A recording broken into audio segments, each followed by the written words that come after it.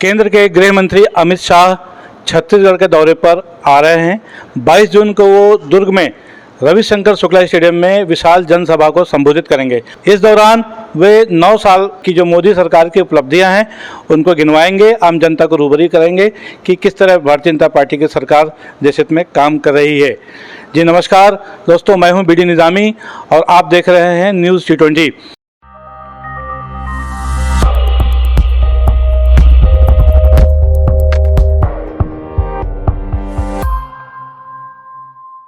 छत्तीसगढ़ में हालांकि विधानसभा का चुनाव अभी 6 महीना बाकी है, लेकिन भारतीय जनता पार्टी ने अपने तमाम बड़े नेताओं को देश के विभिन्न राज्यों में और खासतौर पर उन राज्यों में जहां पर कि विधानसभा चुनाव होने वाले हैं वहां पर दौरे पर भेजना शुरू कर दिया है। और इस कड़ी में 22 जून को केंद्र के गृह मंत्री अमित शाह छत्तीसगढ़ दौरे पर आ रहे हैं और दुर्ग में एक विशाल जनसभा को संबोधित करेंगे। आपको बताते चलें कि इसके बाद 30 जून को भारतीय जनता पार्टी के राष्ट्रीय अध्यक्ष जेपी नड्डा भी बिलासपुर आ रहे हैं और वो महाजनसंपर्क अभियान जो कि भारतीय जनता पार्टी चला रही है उसमें शामिल होंगे।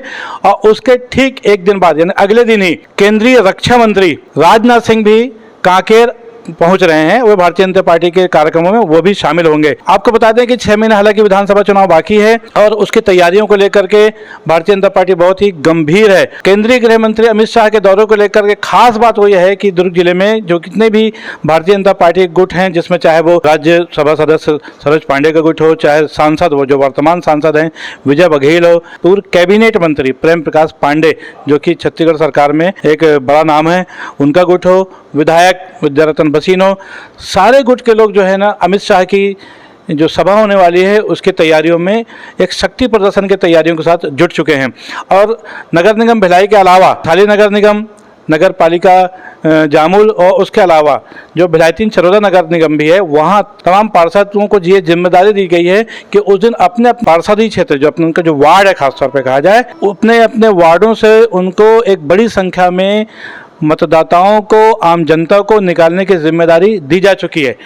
एक चीज़ बता दें आपको कि 6 महीना हालांकि विधानसभा चुनाव बाकी है, लेकिन भारतीय जनता पार्टी ने अभी तक कोई ऐसा चेहरा छत्तीसगढ़ की राजनीति में सामने अभी नहीं लाया है जिसको कि वो बतौर अगला मुख्यमंत्री पेश करें।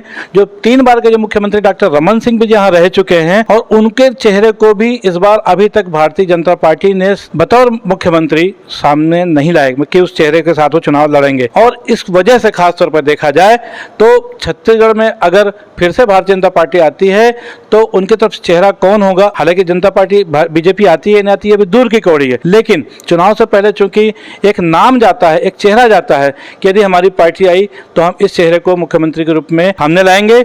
उस रस्साकसी के दौर में देखा जाए तो सांसद विजय बघेल भी एक नाम है जिनका बड़ा नाम है, उसके अलावा अरुण साव भी है जो कि प्रदेश के अध्यक्ष हैं भारतीय जनता पार्टी के, पूर्व मुख्यमंत्री रमन सिंह भी है। लेकिन भारतीय जनता पार्टी का जो केंद्रीय नेतृत्व है इसमें अभी तक उसने किसी नाम पर अपनी मोहर नहीं लगाई है। सरोज पांडे एक बड़ा नाम है। सरोज पांडे के बारे में आप सभी जानते हैं कि एक समय वो महापौर, विधायक और सांसद तीनों लगभग 15 महीने के अंतराल में उनके पास तीनों पद थे और उनका नाम एक Limca book of world record में दर्ज है कि भारतीय राजनीति में शायद ही कोई इक्का दुक्का नाम ऐसा होगा जो कि एक समय पे 3-3 पद लेकर के। सरोज पांडे एक बड़ा नाम जरूर है। फिलहाल वो राज्यसभा की सांसद हैं। 2019 में उन्हें राज्यसभा का सदस्य बनाया गया था। उनका कार्यकाल 6 साल का है। 2025 में उनका कार्यकाल समाप्त होगा। उसके पहले फिलहाल 6 महीने बाद विधानसभा चुनाव है और उसके बाद 2024 में लोकसभा चुनाव। कहा जाए तो ये एक साल जो पूरा है लगभग 10 से 12 महीने का भारतीय जनता पार्टी की बहुत बड़ी चुनौती के रूप में देखने को मिलेगा। और कर्नाटक का चुनाव हुआ है उसमें जिस तरह से शिकस्त मिली है भारतीय जनता पार्टी को,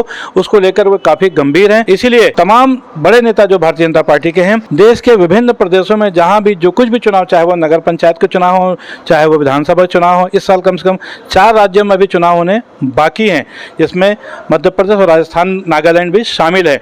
तो इन तमाम चारों विधानसभा चुनाव की तैयारी को लेकर के और प्लस अगले साल 2024 में जो कि मई में चुनाव होने हैं लोकसभा के, उसको लेकर के भारतीय जनता पार्टी काफी गंभीर नजर आ रही है। और अमित शाह जो केंद्रीय गृह मंत्री हैं उनका ये दौरा इस नजरिए से काफी महत्वपूर्ण है। पूरे प्रदेश के जो भारतीय जनता पार्टी के कार्यकर्ता, तमाम आला नेता 22 जून के इस कार्यक्रम को सफल बनाने के लिए एकदम कमर कस के तैयार हैं। हालांकि जो गुटों में बटी भारतीय जनता पार्टी है उसकी वजह से बहुत सारे न्यूसेंस भी सामने आ रहे हैं। एक दूसरे की मदद करने के बजाय ये कहा जाए कि पूरा जो श्रेय लेने का जो मौका होता है कि भाई हमने ज़्यादा अच्छा काम किया, उसमें इनका सबका फोकस बहुत ज़्यादा है। तो बहरहाल उसके बावजूद भी अगर केंद्रीय नेतृत्व तो यहाँ के जो बड़े लोग हैं वो कुछ इसलिए नहीं कह रहे हैं कि वो चाहते हैं किसी भी तरह से पहले अमित शाह का दौरा पूरी तरह से सक्सेस हो जाए, उसके बाद फिर हम दूसरी चीज़ों पर ध्यान देंगे। बहरहाल जब भी कोई चुनाव आते हैं तो आमतौर पर देखा जाता है कि एक पार्टी के नेता दूसरी पार्टी के लोगों को अपने साथ मिलाना चाहते हैं, और इस कड़ी में कांग्रेस के मुख्यमंत्री भूपेश बघेल ने देखा जाए तो एक किस्म से बाजी मार ली है। वो भारतीय जनता पार्टी के प्रदेश अध्यक्ष रह चुके नंद कुमार साय को 1 महीना पहले ही कांग्रेस में ला चुके हैं। एक बड़ा झटका उन्होंने दिया था भारतीय जनता पार्टी को नंद कुमार साय के कांग्रेस प्रवेश करा करके। नंद कुमार साय कम से कम 25 साल पुराने एक बड़े नेता है, एक आदिवासी नेता है जिनको एक बहुत तरजीह दी जाती थी, लेकिन शायद उनको कभी भी मुख्यमंत्री के चेहरे के रूप में तरफ से एक्सेप्टेंसी नहीं मानी गई, और जो अंदरूनी बहुत सारी कलह होती है उसको देखते हुए उन्होंने आखिरकार 1 महीने पहले भारतीय जनता पार्टी छोड़ दी थी। भारतीय जनता पार्टी की तरफ से भी कई कांग्रेसियों को जो नाराज है कहीं ना कहीं से उनको भाजपा में लाने की जो कवायदें चल रही हैं। इसी बीच बहुत एक महत्वपूर्ण बात यह है कि भारतीय जनता पार्टी के पास के साथ एक नया चेहरा कौन होगा, उसमें चाहे वो अरुण साव हो, चाहे विजय बघेल हो या और कोई, लेकिन बीजेपी हमेशा कुछ नया करने की आदी रही है। उसकी आदत रही है कि चुनाव के समय वो कुछ ना कुछ नए पत्ते खेलती है। पिछले चुनाव में भी जब लोकसभा चुनाव होते तो उन्होंने 11 में से 9 जो सिटिंग एमपीज थे लोकसभा के सदस्य उनके सारे प्रत्याशी बदल दिए थे, जिसमें दिग्गज नेता रमेश बैस जो कभी भी पराजित नहीं हुए, उनके सहित मुख्यमंत्री रमन सिंह के पुत्र अभिषेक सिंह जैसे नेता शामिल थे, और सबके सब नए चेहरों पर उन्होंने दाव लगाया था जिसमें उनको सफलता भी मिली थी। अब चूंकि विधानसभा चुनाव भी है और 10 महीने बाद लोकसभा चुनाव भी है, भारतीय जनता पार्टी क्या कुछ नया करेगी इस बार, ये बड़ी उत्सुकता की बात रहेगी। लेकिन एक बात जरूर है कि छत्तीसगढ़ में जो 6 महीने बाद चुनाव होने वाले हैं उसमें वो क्या कुछ नया करेगी, ये सबसे ज़्यादा महत्वपूर्ण रहेगा। एक चीज़ बता दूं मैं आपको कि 22 जून जिस दिन अमित शाह दुर्ग आ रहे हैं उस दिन एक खास दिन भी है। अब वो दिन ये है कि वो है राज्यसभा सदस्य सरोज पांडे का जन्मदिन।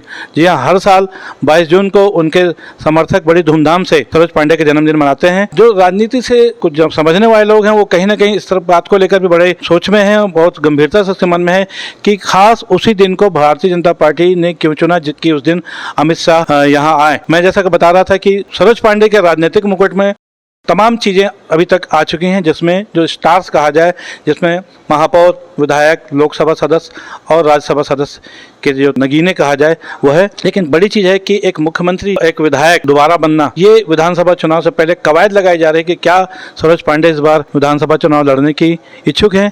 दबे सूत्रों में कहा जाए तो उन्होंने सीट भी तय कर ली है। दुर्ग विधानसभा से उन्होंने हाईकमान को अपनी इच्छा जता दी है। अब सवाल यह है कि ऐसे समय पे जबकि अमित शाह 22 जून को आ रहे हैं, उस दिन का जन्मदिन भी है, एक चर्चा यह भी है कि क्या 22 जून को गृह मंत्री अमित शाह की मौजूदगी में सरोज पांडे के जन्मदिन का केक कटेगा क्या, ये एक बहुत बड़ा सवाल है। उस दिन इस बात को लेकर के पूरे छत्तीसगढ़ के जो भाजपा के और न सिर्फ भाजपा के तमाम राजनीतिज्ञों में इस बात को लेकर उत्सुकता है कि अमित शाह का दौरा, गृह मंत्री और सरोज पांडे के जन्मदिन, इसमें क्या कनेक्शन है। इस पर हम सबकी निगाहें रहेंगी, आपकी रहेगी। आज के लिए बस इतना ही। हमारा ये विश्लेषण आपको कैसा लगा इस बारे में अपनी राय जरूर दें। हमारे इस विश्लेषण को लाइक करें, शेयर करें, हमारे चैनल को सब्सक्राइब करें। जय हिंद, जय छत्तीसगढ़।